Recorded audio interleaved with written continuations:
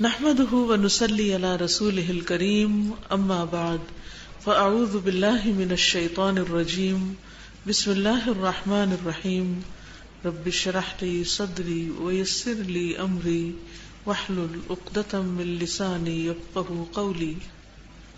باتونی نہ بن. ہم نے نبی صلی اللہ علیہ وسلم کی احادیث کو پڑھا جس میں آپ صلی اللہ علیہ وسلم نے خاص طور پر تلقین کی کہ نجات کے لیے اپنی زبان کو روک کے رکھو، یعنی آخرت میں نجات کے لیے، برے انجام سے بچنے کے لیے اپنی زبان کو روک کر رکھو، اپنے گھر میں رہو، ٹک کر رہو اور اپنی خطاؤں پر رو. یعنی غلطی ہو جائے تو پھر اس کے بعد سچے دل سے توبہ کرو. اور سچے دل سے توبہ کی علامت کیا ہے کہ انسان پھر اپنی غلطی پر روتا ہے، اکڑتا نہیں، تعویل نہیں کرتا، کسی کو بلیم نہیں کرتا. ورنہ عموماً کیا ہوتا ہے، جب ہم سے غلطی ہو جاتی ہے تو ماننے کی بجائے ہم کسی اور کو اس کا ذمہ دار قرار دے دیتے ہیں. تو اسی کی کنٹینیویشن میں ہم دیکھیں گے آپ صلی اللہ علیہ وسلم نے فرمایا، جس کو اللہ نے دونوں جبڑوں کے درمیان کی چیز زبان اور دونوں ٹانگوں کے درمیان کی چیز شرمگاہ کے شر سے بچا لیا، وہ جنت میں داخل ہو گیا. اور نبی صلی اللہ علیہ وسلم نے واضح کیا کہ زبان کا درستگی کی حد سے نکلنا اور کلام کے شرعی ضابطوں سے، یعنی جو شریعت نے اس کے لیے مقرر کیے ہیں، شرعی ضابطوں سے تجاوز کرنا، دل کی بیماری اور ضعف ایمان یعنی ایمان کی کمزوری پر دلالت کرتا ہے. یعنی اگر کوئی شخص اپنی زبان کو صحیح طور پر استعمال نہیں کرتا تو اس کا مطلب یہ ہے کہ اس کا ایمان کمزور ہے. تو زبان کا تعلق ایمان سے ہے اور یہ ظاہر اور باطن کے تعلق کو بیان کرتا ہے. اور جبکہ ایمان قول اور عمل ہے. ایمان کیا ہے؟ قول اور عمل، جو اطاعت سے بڑھتا ہے اور نافرمانی سے گھٹتا ہے. ایمان میں اضافہ کس چیز سے ہوتا ہے؟ اللہ کی فرما برداری سے، اور کمی نافرمانی سے. آپ علیہ الصلاۃ والسلام نے فرمایا، کسی بندے کا ایمان اس وقت تک سیدھا نہیں ہوتا جب تک اس کا دل سیدھا نہ ہو، اور اس کا دل اس وقت تک سیدھا نہیں ہوتا جب تک اس کی زبان سیدھی نہ ہو. زبان سیدھی نہیں تو دل سیدھا نہیں، دل سیدھا نہیں تو ایمان درست نہیں، اور ایمان درست نہیں تو پھر انجام بخیر نہیں، خطرات ہیں، نجات نہیں. تو اس لیے اگر ہم زبان کی اصلاح کرنا چاہتے ہیں تو اپنے ایمان کو مضبوط کریں تاکہ دل درست ہو. دل درست ہوگا تو بات بھی درست نکلے گی، کیونکہ ہم منہ سے کیا بولتے ہیں؟ جو ہمارے دل میں ہوتا ہے. ہماری گفتگو ہمارے باطن، ہماری شخصیت کی آئینہ دار ہوتی ہے کہ ہم دوسروں کے بارے میں کیا رائے رکھتے ہیں. جو دل میں ہوتا ہے وہی زبان پہ آ رہا ہوتا ہے. عموماً ہمارا تبصرہ کیا ہوتا ہے؟ دنیا میں کیا ہو رہا ہے، پوری دنیا کے حالات کی ہمیں خبر ہوتی، ملک میں کیا ہو رہا ہے، ہمارے شہر میں کیا ہو رہا ہے، نیبرز میں کیا ہو رہا ہے. جو کچھ بھی ہو رہا ہے، کیا وہ آپ کو اپنی ذمہ داری پوری کرنے سے روک رہا ہے؟ نہیں. اس کا آپ پر کیا اثر ہو رہا ہے؟ یہ محض بہانے ہوتے ہیں کہ چونکہ حالات ٹھیک نہیں، ہر طرف ڈسٹربنس ہے، اس لیے میں زندگی میں کچھ کر نہیں سکتی. تو کیا میرا کام صرف حالات پہ تبصرے کرنا ہے؟ کرنا کرانا کچھ نہیں. اصل بات یہ ہے کہ ہم کچھ کرنے کے لیے کوئی پین نہیں لینا چاہتے، کوئی تکلیف نہیں اٹھانا چاہتے، محنت نہیں کرنا چاہتے، اور صرف تبصروں کے بل پہ جینا چاہتے ہیں. باطونی پن جو ہے وہ ہماری پروڈکٹیوٹی کی راہ میں رکاوٹ ہے. زیادہ باتیں انسان کو کام سے بیکار کر دیتی ہیں، عاجز کر دیتی ہیں، انسان نکما ہو جاتا ہے. اور زیادہ بولنا فارغ لوگوں کا کام ہوتا ہے، جن کے پاس زندگی میں کچھ خاص کام نہیں، ہر طرح کی سہولتیں میسر ہیں، ہر طرح کے مددگار خدمتگار موجود ہیں، نہ پکانا پڑتا ہے، نہ دھونا پڑتا ہے، نہ صفائی کرنی پڑتی ہے، نہ اور کوئی گھر کا کام ہے، تو فارغ ہی فارغ ہے. جو فارغ ہی فارغ ہے تو پھر کیا ہوگا؟ پھر کبھی کسی سے باتیں، کبھی کسی سے باتیں. الحمدللہ فون بھی ہم میں سے بعض لوگوں کے فری ہیں، ان کے ہسبینڈز ان کے بل پے کر دیتے ہیں یا بچے پے کر دیتے ہیں، اور مائیں فارغ اپنے دوستوں سے ادھر ادھر باتیں کرتی رہتی ہیں. جو بھی مل گیا اس کا وقت ضائع کیا. تو یہ تو زندگی نہیں، یہ تو اپنے ساتھ بھی بڑا ظلم ہے اور دوسروں کے ساتھ بھی. جب کچھ فکر کرنے کو نہیں تو فرانس میں کیا ہو رہا ہے اور امریکہ میں کیا ہو رہا ہے اور فلاں کے ساتھ کیا ہو رہا ہے، ان کی فکر لگا کے بیٹھے رہے. چلو فکر تو ہونی چاہیے کہ دنیا میں کسی کو بھی تکلیف ہو، لیکن اس کا یہ مطلب نہیں کہ ہم پڑھنا لکھنا چھوڑیں. ہم اپنے آپ سے پوچھیں کہ ایک ہفتے میں کتنی کتابیں ہم ختم کرتے ہیں پڑھ کے، ان میں سے کتنی اچھی باتیں ہیں جو ہم سیکھتے ہیں اور پھر ہم دوسروں کے ساتھ شیئر بھی کرتے ہیں. ہم نے اپنے ایمان میں ایک دن میں کتنا اضافہ کیا. کتنے لوگ ہیں جو بیمار ہیں، ہم نے ہسپتالوں میں کتنے بیماروں کو وزٹ کیا. کتنے ہی ڈیسٹیٹیوٹ ہیں، کتنے ہی پریشان حال لوگ ہیں کہ جن کا کوئی پرسان حال نہیں. ہم نے ان کی کیا خدمت کی، ان کے پاس کب گئے، ان کو کیا پکا کر دیا، انہیں کیا کھلایا، جو بھوکے ہیں ان کو کیا کھلایا، جو لا علم جاہل بچے ہیں ان کو جا کر کیا پڑھایا، کیا سکھایا. کیا اللہ نے ہمیں صحت، زندگی، جوانی، مال، سہولت، دولت، ہر چیز صرف اس لیے دی ہے کہ ہم محض باتیں ہی کرتے رہیں سارا وقت، اور باتیں کر کر کے ہم خوش رہیں کہ ہمارے درجات بلند ہو رہے ہیں؟ کیا یہ اپنے ساتھ ظلم نہیں؟ یعنی ساری باتوں کی سمجھ ہو، اچھی بھلی صحت بھی ہو، اور پھر کچھ نہ کرے، اللہ کو کیا جواب دیں گے؟ لیکن کرنا ہمارے نفس پہ بھاری ہوتا ہے نا. کرنے کے لیے تکلیف اٹھانی پڑتی ہے، کچھ دماغ لڑانا پڑتا ہے، کچھ سوچنی پڑتی ہے، اور پھر اپنا وقت کہیں استعمال کرنا پڑتا ہے. تو زبان کے شر سے بچنا دراصل اپنے ہی فائدے میں ہے، ورنہ اللہ سبحانہ وتعالی قیامت کے دن آگے چلنے نہیں دے گا جب تک کہ جواب نہیں دیں گے آپ کہ آپ نے اپنی زندگی کس کام میں گزاری، اور اپنا دن کس کام میں گزارا، اور اپنا جسم کس کام میں گلایا. اور پھر اس سے نقصان کیا ہوتا ہے؟ نقصان یہ ہوتا ہے کہ جن لوگوں کے بیچ میں ہم رہتے ہیں ان کے لیے بھی وبال بن جاتے ہیں، ان کے لیے بھی بوجھ بن جاتے ہیں، کیونکہ ہم ان کے کاموں میں مداخلت شروع کر دیتے ہیں، ان کو مفت کے مشورے دینے شروع کر دیتے ہیں. عموماً گھروں میں ساس بہو کی لڑائیاں کیوں ہوتی ہیں؟ کیونکہ ساس فارغ ہے، کام کوئی بھی نہیں، ریٹائرمنٹ کی زندگی بسر کر رہی ہے، اپنے بچے بڑے ہو چکے ہیں، کوئی ذمہ داری نہیں، ذمہ داریاں بہو نے لے لی ہیں. اب جب فارغ ہوگا ذہن تو کیا نظر آئے گا؟ بہو کی نیگیٹو چیزیں نظر آئیں گی، اس کی منفی چیزیں نظر آئیں گی. تو بلا وجہ کچھ نہ کچھ تبصرہ چلتا رہے گا، کچھ نہ کچھ مشورہ چلتا رہے گا. اس سے پھر کیا ہوتا ہے؟ کوئی کتنے دن برداشت کر سکتا ہے؟ پھر ایک دن آتا ہے کہ دوسرا شخص پھٹ پڑتا ہے. پھر عزت احترام کے وہ شرعی قاعدے اور ضوابط شرعیہ یہ سارے ٹوٹ جاتے ہیں، بند. پھر بدتمیزی بھی ہوتی ہے، بد اخلاقی بھی ہوتی ہے، بعض اوقات غلط بیانی بھی ہوتی ہے، بڑوں کا عزت و احترام جاتا ہے، سب کچھ جاتا ہے. لیکن بظاہر دیکھنے میں قصور دوسرے فریق کا نظر آتا ہے، لیکن ہم بھول جاتے ہیں کہ ہم خود ہی وجہ ہیں، ہم وجہ ہیں. وجہ کیا ہے؟ ہماری بیکاری. آپ اپنے لیے کوئی ٹارگٹ سیٹ کریں کہ ایک سال میں آپ کتنے بچوں کو پڑھا سکتی ہیں. کیا آپ نہیں پڑھا سکتی؟ پڑھا سکتی. کتنی جہالت ہے ملک میں، جہالت ختم ہو گئی ہے؟ نہیں، کوئی نہیں ختم ہوئی. آپ اپنا ٹارگٹ سیٹ کر سکتی ہیں، اس سال میں نے سورۃ البقرہ حفظ کرنی ہے. آپ سارا دن ذرا حفظ کریں، پھر دیکھیں فرصت ملے گی کہ کسی اور کو آپ پوچھیں. نبی صلی اللہ علیہ وسلم نے سورۃ البقرہ کے بارے میں کیا فرمایا کہ اس کا پڑھنا باعث رحمت اور اس کا چھوڑنا باعث حسرت ہے.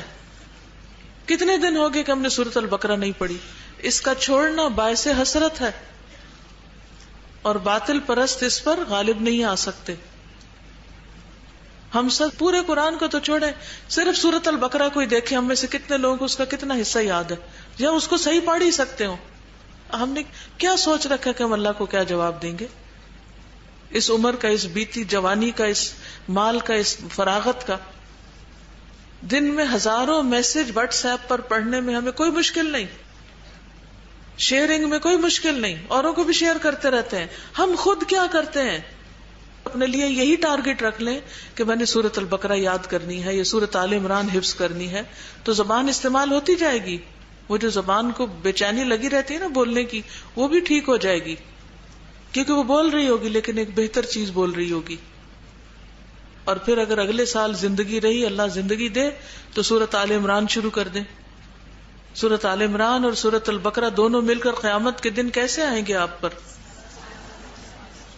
دو سایہ دار بدلیوں کی طرح یا پرندوں کے جھنڈ کی طرح وہ اپنے پڑھنے والے پر سایہ کریں گی. لیکن ہم دن پر دن، ہفتوں پہ ہفتے، مہینوں پہ مہینے بیکار ضائع کر رہے ہیں، صرف تبصرے، کبھی سیاست پہ تبصرے، کبھی مذہب پہ تبصرے، کبھی لوگوں پہ تبصرے. کیا اللہ نے ہمیں سب کا ذمہ دار بنا کے بھیجا ہے؟ اگر ساری دنیا ٹھیک ہو جائے تو میرے ہاتھ میں کیا ہے اللہ کو منہ دکھانے کے لیے؟ میں نے اپنے لیے کیا کیا ہے؟ میرے پاس کون سا عمل ہے؟ کوئی ہے سالڈ چیز ہمارے نامہ اعمال میں کہ ہم نے وہ کر کے رکھی ہو جواب دینے کے لیے کہ یا اللہ تو نے مجھے زبان دی تھی، تو نے مجھے رزق دیا تھا، تو نے مجھے وقت دیا تھا، تو نے مجھے نوکر چاکر دیے تھے، تو نے سب کچھ مجھے دیا تھا، میں نے تیری خاطر یہ سورۃ البقرہ یاد کر لی. ہم میں سے کتنے جو ناظرہ ٹھیک کر کے پڑھنا جانتے ہو؟ کیا ہم ایک ٹیچر افورڈ نہیں کر سکتے؟ بے شمار بھرے پڑے ہیں لوگ جو گھر میں آ کے آپ کو پڑھانے تک کو تیار ہوں، اگر آپ سنجیدگی سے وقت دیں. ترجمہ قرآن پڑھ کے بلایا ہوا ہے، کتنی دفعہ ریویژن کرتے ہیں، کتنی دفعہ پارے کھولتے ہیں اور دوبارہ اپنا ترجمہ چیک کرتے ہیں خود سے. نہیں، ہم نے تو قرآن پڑھا ہو، بس اسی پہ فخر ہے، ہم نے تو قرآن پڑھ لیا تفسیر سے. تو اس لیے اگر ہم واقعی اپنے ایمان کو درست کرنا چاہتے ہیں تو ہمیں اپنی زبان کو درست کرنا ہوگا، اور زبان کو درست کرنے کے لیے اپنے لیے کوئی ٹارگٹ سیٹ کرنے ہوں گے، کوئی مفید کام تلاش کرنے ہوں گے، تب جا کے یہ اصلاح ہوگی. جتنی فراغت، جتنی سوشلائزنگ، جتنا فارغ وقت ہوگا، یہ سب بیکاری کی طرف لے جاتے ہوئے مصیبت کھڑی کر دے گا. تو اللہ تعالیٰ ہمیں اس سے محفوظ رکھے اور اپنا بھلا کرنے کی توفیق دے. اپنا بھلا ایسا کر کے ہم کسی کے سر پہ احسان نہیں کریں گے، نہ میرے نہ کسی اور کے، صرف اور صرف اپنا فائدہ کر رہے ہوں گے. اب دیکھیں، جو لوگ غصے میں بولتے ہیں، جو لوگ بدتمیزی کرتے ہیں، دوسروں کے ساتھ بےہودہ گفتگو کرتے ہیں، گالیاں دیتے ہیں یا کسی بھی طرح چیختے چلاتے ہیں، تو بنیادی طور پر ان کا دل اصل میں بگڑا ہوا ہوتا ہے. سوچئے، کبھی آپ اگر کسی پر چلائے ہوں تو اس کی وجہ کیا ہوتی ہے؟ اپنے اندر غور کیجئے، سوچئے. جب آپ کسی پر چلائے ہوں تو اس کی وجہ کیا ہوتی ہوگی؟ اس کے خلاف دل میں گرج ہوتا ہے. جب آپ کسی پہ چلائے ہوں، کبھی کسی کی بے عزتی کی ہو، آپ نے کسی پہ غرائے ہوں، تو یہ سب غرانا اور چلانا اور شاؤٹ کرنا اور گندے گندے لفظ بولنا، گالی گلوچ دینا، یہ کہاں سے آ جاتا ہے؟ کہاں سے آتا ہے؟ اس کا سورس کیا ہے؟ زبان کو فیڈ کہاں سے مل رہی ہوتی ہے؟ دل سے مل رہی ہوتی ہے. تو گویا دل میں خرابی ہے، اور ہمیں تو کبھی کوئی خوف ہی نہیں آیا کہ ہمارے اندر بھی کوئی منافقت ہو سکتی. صحابہ کرام ڈرتے تھے منافقت سے. ابو بکر کہہ رہے ہیں، حنظلہ کہہ رہے ہیں، نافق حنظلہ، حنظلہ تو منافق ہو گیا. لیکن ہمیں اپنے دل کی خرابیوں پر کبھی بھی سوچنے کا اور اس بیماری کو کبھی بھی غور سے دیکھنے کا موقع نہیں ملا کہ یہاں بھی بیماری ہے. اور جب کوئی روکے یا منع کرے تو سارا قصور دوسرے میں نظر آتا ہے. بھئی دل تو آپ کا بیمار ہے، اس کا اصلاح کیجئے، نہ کہ صرف دوسرے پر الزام لگا دیں اور اپنے آپ کو بری ذمہ قرار دے دیں. تو یہ دل کی بیماری اور ایمان کی کمزوری کی علامت ہے. یہ ایمان ہے جو کمزور ہوتا ہے تو دل کے اندر منافقت بھر جاتی، بیماری آ جاتی. یعنی ایمان کے اندر اتنی پاور ہے کہ جب وہ دل میں آتا ہے تو دل میں منافقت باقی رہنے نہیں دیتا. فرمایا نبی صلی اللہ علیہ وسلم نے، جب تک زبان درست نہ ہو اس وقت تک دل درست نہیں، جب تک دل درست نہ ہو اس وقت تک ایمان درست نہیں. یعنی وہاں منافقت ہے. تو ہماری منافقت کہاں سے پتہ چلتی ہے؟ ہماری گفتگو سے. سمپٹمز ہوتی ہیں نا، بیماریوں کی علامتیں ہوتی ہیں. بعض اوقات بیماری پیٹ میں ہوتی ہے اور درد کہاں ہوتی ہے؟ سر میں. ٹھیک ہے نا. تو اگر کوئی صرف سر کی دوا کھاتا رہے تو اس کا علاج نہیں ہو سکتا. جب تک کہ پیٹ کا علاج نہ کرے. کل ہی کوئی مجھے بتا رہے تھے کہ کسی شخص کے سینے میں کچھ تکلیف تھی, نہیں سانس میں, تو جب وہ ڈاکٹر کے پاس گئے تو انہوں نے ان کو دانتوں کی درستگی کی دوا دی. ان کا کہ تکلیف تو سینے میں ہے اور دوا آپ یہاں دے رہے ہیں. تو انہوں نے کہا کہ آپ کے دانتوں سے خون رستا ہے جو اندر جا کے سینے پہ گرتا رہتا ہے. یعنی جب تک آپ کے دانت درست نہیں ہوں گے آپ کی آواز اور سینے کی کھڑکھڑاہٹ اور یہ تکلیف دور نہیں ہو سکتی. کتنی دور کی بات ہے نا, حکمت کی بات ہے.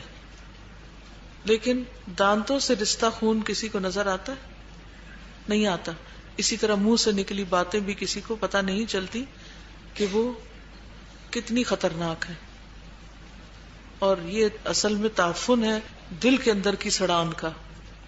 کیونکہ دل خوش ہو, دل میں کسی کے لیے محبت ہو, دل میں کسی کے لیے وسعت ہو, تو آپ دیکھیں گے کہ زبان سے سامنے بھی اور پیچھے بھی اچھی ہی بات نکلے گی. لیکن کسی کے بارے میں دل اچھا نہ ہو تو سامنے ہو سکتا مجبوری سے اچھی بات کر ہی لیں, لیکن پیچھے تو اس کی خوب خبر لیں گے. یہ بھی دل کی خرابی کی علامت ہے. تو یہ جو کانٹے ہیں نا غیبت چگلی کے, یہ اصل میں دل کی گندی دلدل کے اندر سے نکلے ہوئے ہیں. یہ وہ پودے ہیں. وہاں صفائی ہو جائے تو منہ بالکل صاف ہو جائے گا. تو حدیث کی روح سے وہ باتیں جو ایمان کمزور کر دیتی ہیں ان میں سے ایک گالی دینا ہے. گالی دینا, نبی صلی اللہ علیہ وسلم نے فرمایا مسلمان کو گالی دینا فسق ہے. یہ بھی دل کی خرابی کی علامت ہے نا. ایسے تھوڑی کوئی کسی کو گالی دے سکتا ہے جب تک وہ بیمار نہ ہو. کیا ایک مومن سچا انسان گالی دے سکتا ہے؟ اسے زیبا دیتا ہے؟ اس کا دل گوارا بھی کرتا ہے؟ وہ سوچ بھی سکتا ہے کہ وہ کسی کو گالی دے؟ سوچ ہی نہیں سکتا. مومن نہیں سوچ سکتا. تو مومن کو گالی دینا فسق ہے اور اس سے جنگ کرنا کفر ہے. اسی طرح قرآن میں جھگڑا کرنا کفر ہے.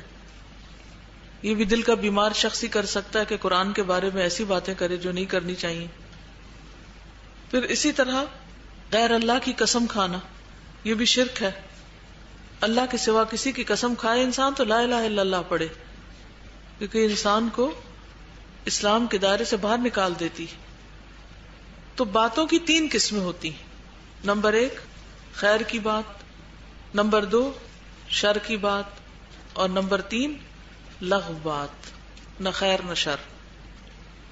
خیر کی بات تو مطلوب ہے, مقصود ہے. شر کی بات حرام ہے. اور لغو بات وہ ہے جس میں نہ کوئی خیر ہے نہ شر, کوئی فائدہ نہیں کسی کا, کسی کا کوئی علم اس سے نہیں بڑھتا. کہا جاتا ہے کہ جب گفتگو کرنے کی قیمت چاندی ہو اور خاموش رہنے کی قیمت سونا ہو تو پھر کیا کرنا چاہیے؟ خاموشی اختیار کرنی چاہیے. اور کتنی ہی باتیں ایسی ہیں جو کرنے والے کو بہت بڑی مصیبت میں ڈال دیتی, دنیا میں بھی اور آخرت میں بھی. جب تک بات آپ کے ہاتھ میں رہے, نہیں آپ اسے نہ کریں, تو ایسے ہی ہے جیسے کوئی تیر ہے آپ کے ہاتھ میں اور آپ نے چھوڑا نہیں, اور جب تیر انسان چھوڑ دیتا تو کسی کو بھی جا کے لگ سکتا ہے. تو زبان بھی تیر سے کم کا کردار ادا نہیں کرتی. سبحانک اللہم و بحمدک اشہد ان لا الہ الا انت استغفرک و اتوب الیک. السلام علیکم و رحمۃ اللہ وبرکاتہ.